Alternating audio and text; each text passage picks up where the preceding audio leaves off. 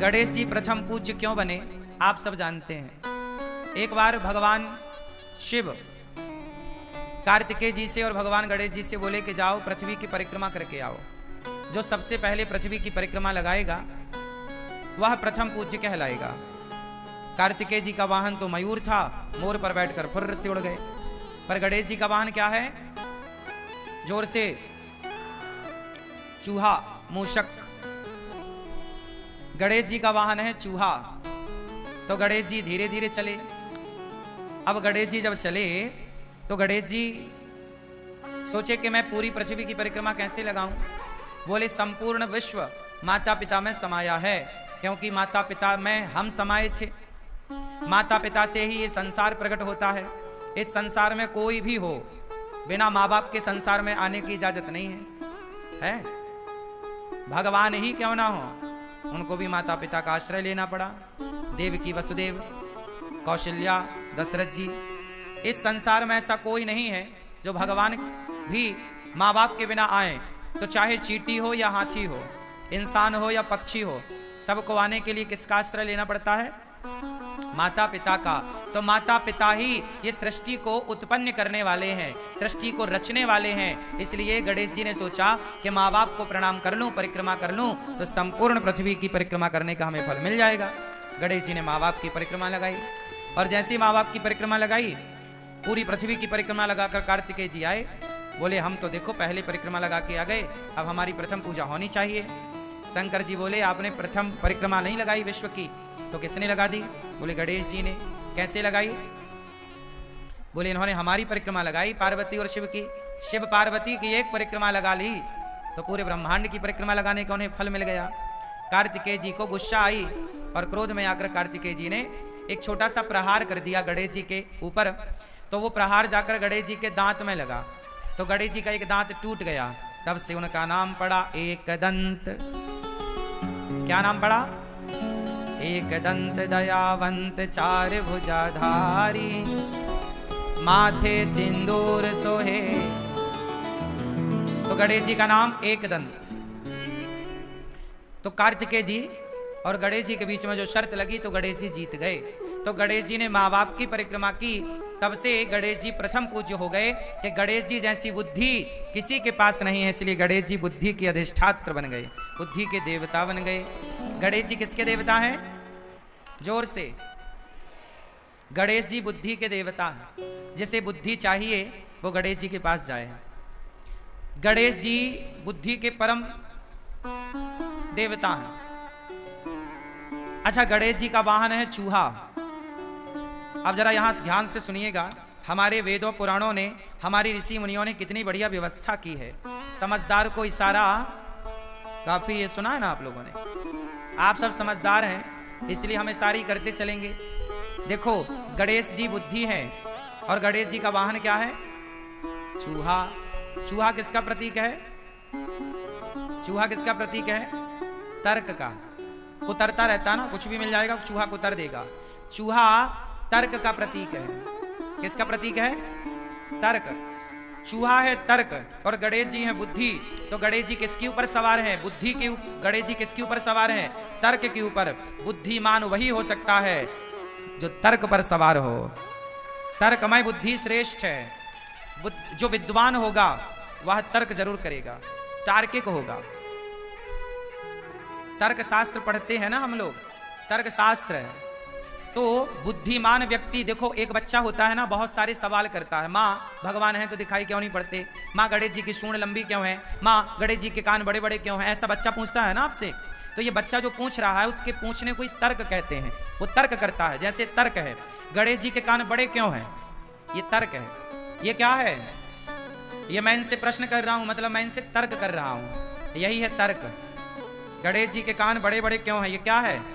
बोलो बोलो, क्या है ये? तर्क है। क्या है ये? तर्क। अच्छा, तर्क कौन कर सकता है? सवाल कौन कर सकता है? मूर्ख व्यक्ति कभी सवाल नहीं कर सकता। पढ़ा लिखा बुद्धिमान ही सवाल कर सकता है। सवाल करने वाला तार्किक है, मतलब पढ़ा लिखा है। छोटे छोटे बच्चे बहुत सारे सवाल करते हैं, क्योंकि उनके अंदर, वो अभी पढ़े लिखे तो नहीं है पर उनकी जिज्ञासा है, तर्क है। तो तर्क कौन कर सकता है? बुद्धिमान व्यक्ति। एक बच्चा वो होता है जो अपने टीचर से बहुत सारे सवाल करता है, सर जी समझ में नहीं आया, ऐसा क्यों हुआ, ये ऐसा है तो ऐसा क्यों हुआ, वैसा है तो वैसा क्यों। जो बच्चा बहुत सारे सवाल करता है मतलब वो बुद्धिमान होगा, और जो बच्चा मास्टर से कुछ नहीं पूछता वो एक नंबर का बुद्धू होगा। बात सही है कि गलत है? जो ज्यादा सवाल करेगा वो कौन होगा? जोर से, बुद्धिमान। तो गणेश जी किस पर बैठे हैं? तर्क पर। गणेश जी बुद्धि हैं और सवार तर्क पर हैं। बुद्धिमान हमेशा तर्क करता है। ये गणेश जी का चूहे पर बैठने के पीछे का साइंस है, विज्ञान है। गणेश जी के कान बड़े बड़े होने के पीछे का विज्ञान बताओ आप। गणेश जी के कान बड़े बड़े क्यों हैं? ना बताओगे? गुस्सा हो क्या? गणेश जी के कान बड़े हैं इसलिए आपको मैसेज दे रहे हैं कि भैया ज्यादा से ज्यादा सुनो, ज्यादा से ज्यादा सुनो। ज्यादा यदि आप ज्यादा सुनने लग जाएंगे अपने माता की, पिता की, सास की, ससुर की, पति की, पत्नी की, तो आप कभी झगड़े में उलझेंगे ही नहीं। जो ज्यादा सुनता है वो झगड़े में नहीं उलझता। जो कम सुनने वाले होते हैं, बोले मैं आपकी क्यों सुनूं, जो कहते हैं मैं आपकी क्यों सुनूं, वो झगड़ा जरूर करेगा। और जो सुन लेता है, सुन लो ना, माँ की, पिता की, पत्नी की, पति की, सुन लो। गणेश जी के कान, गणेश जी के कान, तो बताओ गणेश जी के कान बड़े क्यों हैं? आपको ज्यादा से ज्यादा सुनना है। आप लोग कम सुनते हो ना, इसलिए झगड़ा होता है। पर गणेश जी क्या मैसेज दे रहे हैं? ज्यादा सुनो। अच्छा, गणेश जी का मुंह दिखाई पड़ता है आपको? क्यों? गणेश जी के दर्शन करके बताओ, गणेश जी का मुंह दिख रहा है? हाँ या ना? हाँ या ना? हाँ या ना? जोर से। गणेश जी का मुंह नहीं दिख रहा है। गणेश जी के मुंह अंदर है, सूंड ऊपर है। सूंड दिख रही है, मुंह दिख नहीं रहा है। मुंह भीतर की तरफ होता है। गणेश जी के कान बड़े हैं और मुंह अंदर है, मतलब दिख नहीं रहा है। मतलब गणेश जी का मैसेज है कि मुंह को छिपा के रखो, मतलब बोलो कम, सुनो ज्यादा। कान बड़े रखो, मुंह को छिपा के रखो, बोलना। आप सब अपने घर का दुख किसी से मत कहो, क्योंकि दुनिया सुनती है आपके संग रो रो कर, और आपका दुख रो रो कर दुनिया सुन लेगी। आपके जाने के बाद हंस हंस कर लोग बताते हैं कि देखो इसके घर ऐसा हो गया, इसका पति ऐसा है, इसकी पत्नी ऐसी है, इसका परिवार ऐसा है, इसका बेटा ऐसा है। इसलिए अपने घर की बातें कभी कितना भी अपना हो मत बताओ, पचाओ। इसलिए गणेश जी का पेट बड़ा, कुछ बातें पेट में, हर चीज बताने की नहीं। समझ में आई क्या? बोलो हाँ कि ना। बैठ जाओ अब मेरी माँ अच्छे से। अच्छा, गणेश जी खाते क्या हैं ज्यादा? जोर से। क्या? लड़ुअन को भोग लगे। काय का भोग लगे? गणेश जी लड्डू खाते हैं, और हम भारत के लोग भी लड्डू खाते हैं। हम सनातनी लोग ना लड्डू ज्यादा खाते हैं। हमारे यहाँ मकर संक्रांति आती है तो लड्डू बनते हैं, गणेश उत्सव आता है तो मोदक बनते हैं। महाराष्ट्र में मोदक एक प्रकार का लड्डू ही होता है, पर लड्डू की बड़ी परंपरा है हमारे भारत में। क्यों? भारत में अनेक क्षेत्र में अनेक प्रकार के लड्डू बनाए जाते हैं। बेसन के लड्डू, तिल के लड्डू, है ना, और ना जाने किस किस के लड्डू आप सब बनाती होंगी मेरी माँ, और लोग खाते भी होंगे। अनेक अनेक लड्डू हम सब बना के खाते हैं। मोतीचूर के लड्डू, हाँ या ना, राजगिर के लड्डू, फला फला फला खूब सारे लड्डू। गणेश जी को लड्डू बड़ा पसंद है। क्यों? मैसेज क्या है लड्डू के पीछे? आप लोग लड्डू के पीछे का मैसेज समझिए, विज्ञान समझिए। लड्डू बनता है बहुत सारे दानों को जोड़कर। जैसे तिल का लड्डू बनाना है तो ढेर सारी तिल लेनी पड़ेगी और सारे तिल के दाने को जोड़ना पड़ेगा। जब जोड़ के एक कर दोगे तो लड्डू तैयार। एक दाने को दूसरे दाने से जोड़ा जाता है। बोलो हाँ। दाने को दाने से जोड़ दो, लड्डू तैयार। यही है लड्डू, कि जैसे एक दाने को दूसरे दाने से अनेक दानों को जोड़कर एक कर दिया जाए, उसी प्रकार परिवार में 10 लोग हो या 20 लोग हो, गांव में 50 लोग हो या 1000 लोग हो, लड्डू की तरह संगठित होना चाहिए। लड्डू की तरह, बोलो। जैसे लड्डू बहुत सारे दानों को जोड़कर एक होता है, ऐसे आपको एक रहना चाहिए। यदि आप सनातनी एक होते तो हमारा भारत कभी गुलाम ना होता। गुलाम हुआ ही इसलिए कि तुम विभाजित हो गए, जातवाद में बट गए, ऊंच नीच में बट गए, छोटे बड़े में बट गए, अमीरी गरीबी में बट गए। यदि बटे ना होते तो क्या मजाल मुगलों की और अंग्रेजों की कि तुम्हारे देश पर आक्रमण करते और जीतते। आते तो तुम संगठित होते तो पछाड़ देते, पर तुम हार गए क्योंकि तुम बिखर गए। लड्डू यदि बिखर गया, दाने दाने अलग हो गए, तो वो लड्डू कहां रहा? लड्डू तो तब तक है जब तक वो एक है, जुड़ा है, संगठित है। बस यही है।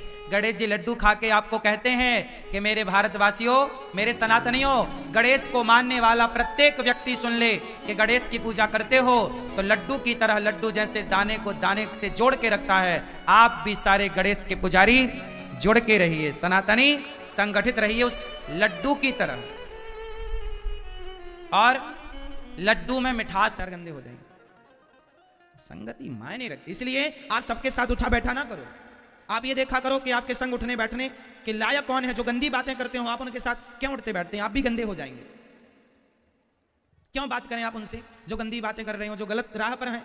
अब चोरों की संगति आप करने लग जाएंगे तो आपको क्या ईमानदार कहा जाएगा? आपको भी अरे चोरों के साथ हैं, चोर हैं।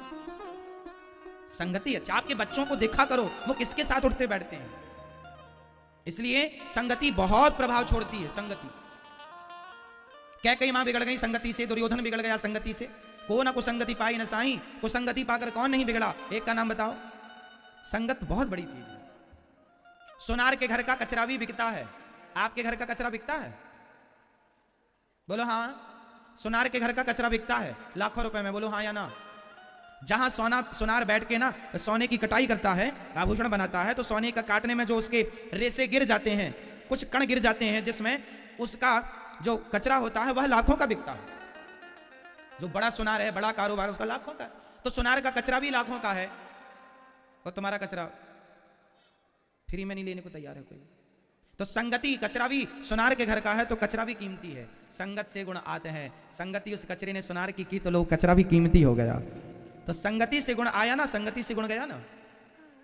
अच्छा ये बताओ, सुनार की तराजू में यदि मक्खी बैठ जाए तौलते समय सोना, तो बताओ वो मक्खी 2000-5000 की तो हो गई कि नहीं? भाई कितने रुपए तोला सोना है? माना कि 50,000 रुपए। क्यों भैया 50,000 है कि कम है? ज्यादा? भैया अभी अभी लेके आई हो हा?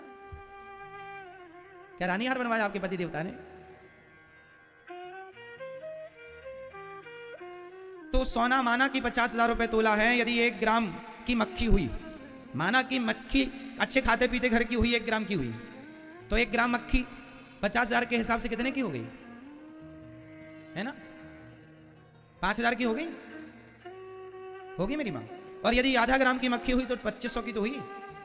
तो मक्खी यदि सुनार की तराजू में बैठ गई तो वह 2500 की हो गई, कीमत उसकी बढ़ गई। और वही मक्खी आलू टमाटर की दुकान में जाके तराजू में बैठी रहे, है उसकी कोई वैल्यू? सुनार की तराजू में मक्खी बैठ जाए तो उसकी कीमत होती है। और आलू टमाटर की दुकान में यदि मक्खी बैठी रहे तराजू में, कोई कीमत नहीं। तो संगति है, सुनार की संगति मक्खी कर ले तो उसकी कीमत।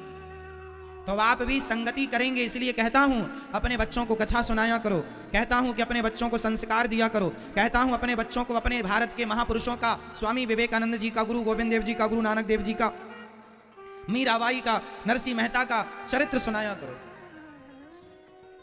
महापुरुषों की बातें सुनाया करो, महापुरुषों की वाणियां सुनाया करो। संस्कार बनेंगे मेरी मां। यदि कुसंग में पड़ गए सिर्फ जाएगा, आएगा कुछ नहीं। संगत से गुण आते हैं, संगत से गुण जाएं, लोहा जड़ा जहाज में पानी में उतर आए। इसलिए महाभारत का युद्ध कुसंग के कारण, कुसंग में पड़कर दुर्योधन ने महाभारत लड़ा। अच्छा ये बताओ, मैं तेरे साथ गलत नहीं होने दूंगा, तू गलत मत कर, मैं तेरे सही में साथ हूं, मैं तेरे गलत का साथी नहीं हूं। तो जब भरी सभा में द्रौपदी की साड़ी खिंच रही थी तो कर्ण जैसे दोस्तों को यह नहीं कहना चाहिए था मित्र ये गलत है, चलो तुमने पांडवों को जीत लिया है, चलो माना कि तुम्हारी दासी बन गई है द्रौपदी, तो दासी बन गई है तो दासी का मतलब ये तो नहीं कि तुम उसको कपड़े उतार के नंगा कर दो समाज में। क्या ये बात दुर्योधन को नहीं कर्ण को नहीं कहनी चाहिए थी? बोलो हाँ या ना। क्या अपने मित्र को गलत रास्ते से आपको नहीं रोकना चाहिए? क्या उसे सही मार्गदर्शन आपको नहीं देना चाहिए? सिर्फ आप उसके मित्र हैं इसलिए क्योंकि उसने आपको वंग देश का राजा बना दिया, आपके दोस्त ने आपको कहीं का राजा बना दिया, तो आप उसके एहसान तले दब गए। माना कि दब गए, आप उसका साथ दें, माना कि पर फिर भी गलत करेगा तो आप क्या उसका साथ इसलिए देंगे कि इसने हमें राजा बनाया था? अरे तो समाधान तो यह था कि भाई साहब अपना राज्य ले ले, मैं तेरे गलत में साथ नहीं दूंगा। तू मुझे राजा बनाकर और गलत करेगा और ये उम्मीद करेगा कि मैं गलत का साथ दूं, ये कैसा न्याय है? ये कैसी दोस्ती है? यदि इसका नाम दोस्ती है तो फिर आज दोस्त गलत करे तो दोस्त साथ दे, तो वो सही कैसे हो सकता है? किस हिसाब से सही हो सकता है? भरी सभा में कर्ण ने कहा था कि द्रौपदी तेरे 5 पति हैं, छठा मुझे बना ले, जैसे 5 वैसे ही 6। क्या ये बात कर्ण जैसे महापुरुषों के मुंह से शोभा देती है? बोलो, शोभा देती है साहब? आप कह रहे हैं कर्ण ने सही किया, मतलब आप ये कह रहे हैं कि जो भरी सभा में किनारी के कपड़े उतारता है उसका साथ देना सही है। आपका तो यही मतलब हुआ। नहीं, कर्ण का कौरवों का साथ देना गलत था। कर्ण को दुर्योधन का साथ नहीं देना चाहिए। हां, साथ देना चाहिए अच्छे कामों में। छोटी मोटी गलती, छोटी मोटी बुराई चलती है साहब, छोटा मोटा चलता है, पर भरी सभा में आप एक नारी का अपमान कर रहे हैं, उसके कपड़े उतार रहे हैं और फिर आप साथ दें उसका, ये सही कैसे हो सकता? चलो ये भी ठीक है, भगवान ने समझाया कर्ण तुम पांडवों के पक्ष से आ जाओ। भगवान की बात नहीं मानी कर्ण ने, मानी? भगवान ने कहा था तू पांडवों का साथ दे या फिर युद्ध मत कर, या तो पांडवों का साथ दे वरना दोनों पक्ष से युद्ध, सरेंडर कर दो अपने आप को, दूर चले जाओ, किसी के पक्ष से युद्ध ना कर। नहीं, मैं करूंगा क्योंकि मैं धनुर्वीर हूं ना, मैं दिखाऊंगा कि मैं कितना बड़ा धनुर्धर हूं, अर्जुन को मारूंगा। हे कुंती माता, आई बेटा मुझे मेरे बेटों की भिक्षा दे दे। हाँ मां, तेरे 5 बेटे रहेंगे जिंदा, क्योंकि कर्ण की इच्छा थी, इतना ईर्ष्या थी अर्जुन से कि वो अर्जुन को मार करके अपने आप को सर्वश्रेष्ठ योद्धा बनाना चाहते थे। मतलब सर्वश्रेष्ठ नाम मेरा हो, इस चाहत में ना वो भगवान की बात मान रहा है, ना वो धर्म की बात मान रहा है, ना वो गलत काम करने से अपने आप को और अपने मित्र को रोक रहा है। ये कैसी परिभाषा है भाई साहब मित्रता की? ये परिभाषा है। इसलिए कर्ण को भगवान की बात माननी चाहिए थी या नहीं? बोलो हाँ। विदुर जी, महाभारत के युद्ध में बताओ विदुर जी ने किसके पक्ष से युद्ध किया? जोर से, जोर से। विदुर जी ने किसके पक्ष से युद्ध किया महाभारत में? जोर से। किसी के पक्ष से नहीं। विदुर जी को पता था दोनों अपने हैं, दोनों अपने हैं, इसलिए किनारा पकड़ लिया विदुर जी ने। कर्ण को भी यही करना चाहिए था, दोनों पक्ष से। इसलिए जब पितामह भीष्म, वो मुझे पता नहीं है, चींटी भी, मैंने सुना है मच्छर मक्खी भी बहुत सारे बच्चे पैदा कर लेते हैं, सुना है, देखा नहीं है। कुत्ता चूर का तो देखने में भी आता है। तो आप ये समझो कि मनुष्य का शरीर बच्चे पैदा करने नहीं मिला। जो आप लोग रोती रहती हो महाराज बेटा नहीं है, महाराज बेटा नहीं है, अरे बेटा नहीं है तो कोई बात नहीं, मनुष्य का शरीर तो है, इस मनुष्य के शरीर से भगवान को क्यों नहीं पा लेते? जो नहीं है उसके लिए रोते हो, जो है उसका सदुपयोग क्यों नहीं करते? बेटा नहीं है, बेटा नहीं है तो रोने से मिल जाएगा तो रो लो। भगवान के लिए रोना सीखो। हम यहाँ बच्चे पैदा करने नहीं आए, ना खाने आए हैं पेट भर, खाने में लगे हो, खाने में लगे हो। खाना तो कुत्ता भी जानता, सब कुछ कौन खाता है बताओ? वो कौन है जो सब खाता है? बोलो, वो कौन है जो सब कुछ खाता है? बोलो कौन?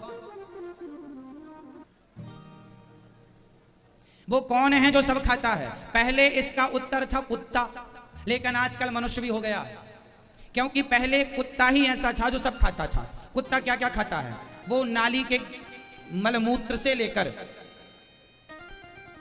मांस से लेकर हड्डी तक चबाता है। कुत्ता चारा भी खाता है। कुत्ता आपने देखा है, दूबा घास भी चबाता रहता, उसे भूख लगी हो मिल जाए चबाता रहता। तो कुत्ता ही ऐसा है, सब कुछ खाता है। उसके बाद दूसरे नंबर पे मनुष्य, जो वो कुत्ता भी हड्डी चबाता, तुम भी मुर्गी की टांग चबाती रहती हो। कुछ माताएं, इन्हें भी टांग अच्छी लगती है मुर्गी की। तो उस कुत्ते में और इस कुत्ते में अब कोई अंतर नहीं रहा, अपडेट हो गया ना सब। पहले एक कुत्ता था, अब तो घर घर कुत्ते हो रहे हैं। लोगों ने लिखवाया भी तो है, कुत्तों से सावधान, यहां कुत्ते रहते हैं, इन कुत्तों से सावधान जो इस घर में रहते। पहले कुत्ता ही खाता था क्यों सब कुछ। सर्वभक्षी कौन? सर्वभक्षी कौन? जोर से। सर्वभक्षी उसे कहते हैं सब खाए, सब खाता है कुत्ता। सब का मतलब मलमूत्र भी खाता है, सब खा जाता है। और आदमी आज का इतना ढीठ हो गया, कुत्ता सब खाता है और आज का आदमी कुत्ते को ही खा जाता है। बताओ ये कितना बड़ा कुत्ता है। जो ईश्वर ने हमें खाने के लिए बनाया है, क्या बनाया है? फल खाने चाहिए, सारे फल खाने चाहिए। क्या खाना चाहिए? जोर से। फल। फल खाओ और मेवा खाओ। मेवा में सब कुछ आ गया, बादाम, काजू, किशमिश, मुनक्का, छुआरा, ये सब मेवा में आ गया। फल खाइए। मेवा, हमारे यहाँ मेवा भी 50 प्रकार की होती है, फल भी 50 प्रकार के होते हैं। क्यों जी? हमारे यहाँ फल खाओ, मेवा खाओ और अन्न खाओ। अन्न में सब आ गया, दाल, चावल, सब्जी, रोटी, ये सब अन्न में आ गया, बाजरा, ज्वार, सब आ गया। तो फल, मेवा, अन्न और चौथा मसाला। मसाला जो हम मसाला, धनिया, हींग इत्यादि। तो ये हमारे लिए खाने के लिए ईश्वर ने बनाया है। अब क्या नहीं खाना चाहिए? मछली नहीं खाना। मछली कोई खाने की है?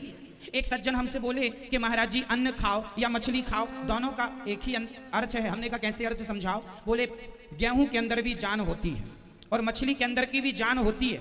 हमने कहा पगले दोनों को मिलाओ मत। अरे मछली तड़पती है, छटपटाती है, गेहूं का दाना छटपटाता नहीं है, तड़पता नहीं है। गेहूं में प्राण होता है, लेकिन उस प्राण से हम सब के प्राणों की रक्षा होती है। इसलिए ईश्वर ने उसके प्राणों में हमारे प्राणों की रक्षा के लिए उसको बनाया है। जबकि आप मछली खाएंगे तो पहले उसके प्राण जाएंगे, पहले उसके प्राण जाएंगे। वो तड़पेगी, चिल्लाएगी। मछली के अंदर हड्डी है, मछली के अंदर खून है, मछली की आंखें हैं। मछली आवाज लगाती, धीरे धीरे बोलती, कुछ भी तो बोलती होगी अपनी भाषा में, भाई हम ना सुन पाए, अलग विषय। मुर्गी चिल्लाती है, चीखती है, जबकि गेहूं, सब्जियां चीखती चिल्लाती नहीं है। हम आलू खाते हैं, आलू थोड़ी चीखता चिल्लाता है। उसके अंदर खून होता है, हड्डी होती है, मांस होता है? नहीं, हड्डी, मांस, आंखें, कुछ नहीं होता आलू के अंदर। आलू खाने के लिए बनाया है, सब्जियां खाने के लिए बनी। बादाम खाओ, केला खाओ। मछली और मुर्गी तड़पती हैं, चिल्लाती हैं, चीखती हैं, रोती हैं। मुर्गी की आंखों में आंसू मैंने देखे हैं, आपने कभी देखे कि नहीं? मुर्गी भी रोती है। फिर आलू तो नहीं रोता, गेहूं तो नहीं रोता, चावल तो नहीं रोता। तो चावल की तुलना तुम मछली, मुर्गी, मांस खाने वाले ना ऐसी दलीलें देते हैं, अरे मांस खाओ या गेहूं चावल खाओ एक ही बात है। ऐसा मांस खाने वाले बोलते हैं, वो अपना पक्ष रखते हैं। उनको समझाया करो कि केवल तुम मूर्ख नहीं हो, तुम्हारी किस पीढ़ी मूर्ख है जो तुम चावल गेहूं की तुलना मांस से कर रहे हो। माताओं की सेवा 250, 260 माताएं आज वर्तमान में गौरी गोपाल आश्रम में हैं, जिनका कोई सहारा नहीं। उनकी सेवा का संकल्प ये दास ये बनाया, मुझे मनुष्य बनाया है। मैं शराब नहीं पीता, मैं गांजा नहीं पीता, मैं मांस नहीं खाता, मैं सेवा करता हूँ। बताइए, आपके पास धन होता है तो आप उस धन से शराब पीने लग जाते हैं, और मुझे ईश्वर ने धन दिया, मैं उससे सेवा करता हूँ। लोक भी सबरा, परलोक भी सबरा। धन मिला है धर्म के लिए, अधर्म में ना लगा देना। मिल गया है तो शराब ना पी जाना, हत्या ना करो जीवों की। मनुष्य कैसा होना चाहिए? ये दास अनिरुद्ध जो मनुष्य के लक्षण हैं, मैं राम तो नहीं बन सकता, मैं भगवान श्री कृष्ण के तरह आचरण तो नहीं कर सकता, लेकिन फिर भी मेरी जितनी हैसियत, जितनी क्षमता, जितनी बुद्धि है, उस हिसाब से मैं मनुष्य का अपना कर्तव्य पूरा कर रहा हूँ। एक मनुष्य कैसा होना चाहिए आप सीख सकते हैं। समाज की सेवा के लिए ये मानवतन समर्पित है। ये दास अनिरुद्ध का, मुझे मनुष्य बनाया है ना भगवान ने, मैं सेवा करता हूं, भगवान की कथा सुनाता हूं, आपको सही रास्ता बताता हूं। स्वप्न में भी मैं समाज को गलत रास्ता नहीं बताता। जो रास्ते पर मैं चलता हूं वही रास्ता आपको बताता हूं। लाखों लोग सुधर गए भागवत सुनकर, लाखों लोग भक्ति भाव को जान गए भागवत सुनकर। ये मनुष्य का शरीर पाया हूं। देखो आप भी मनुष्य हैं, हम भी मनुष्य हैं, लेकिन आप मनुष्य होके मछली खाने लगे और हम मनुष्य होके समाज की सेवा करने लगे। बताइए कौन सा मनुष्य सफल है, मांस खाने वाला या सेवा करने वाला? इसलिए आप भी मनुष्य बने हो ना, तो मनुष्य वाला ही आचरण करना, शैतानों वाला आचरण ना करना। मनुष्य कौन है? जिसके अंदर मनुष्यता है, जिसके अंदर दया है, करुणा है, वो मनुष्य है। इसलिए मनुष्य क्यों बनाया? सेवा के लिए बनाया, सेवा। राह में आए जो दीन दुखी, सबको गले से लगाते चलो, प्रेम की गंगा बहाते चलो। सेवा करो आप लोग भी, सही रास्ता बताओ अपने। आजकल तो बाप अपने बेटे को सही रास्ता नहीं बता पा रहा है। बोलो हाँ या ना? अब सोचो कि आज आप में से कितने बाप ऐसे हैं जो शराब पीते हैं। आप शराब पीते हैं तो सोचो आपका बच्चा किस रास्ते पर चलेगा। मतलब आप सबसे असफल बाप निकले। वो बाप असफल बाप है जो शराब पीता है। आप पिएंगे तो औलाद कैसी रहेगी? आप अपनी औलादों को, बच्चों को तुम सही रास्ता ना बता पाए मनुष्य होकर, तो औरों को क्या बताओगे? हम तुमसे क्या उम्मीद करें? और भगवान भी तुमसे क्या उम्मीद करेंगे? अब तुम खुद भटके हुए रास्ते पर चल रहे हो, मांस खा रहे हो, जुआ खेल रहे हो। ये कोई रास्ता है? ये नालायकों का रास्ता है। क्यों जी? मनुष्य का रास्ता क्या है? लड़ना झगड़ना तो कुत्तों का काम है, लेकिन आज का आदमी कुत्तों से ज्यादा झगड़ा करता है। तुम किस बात के मनुष्य हो ये बताओ? कलंक हो मनुष्य के नाम।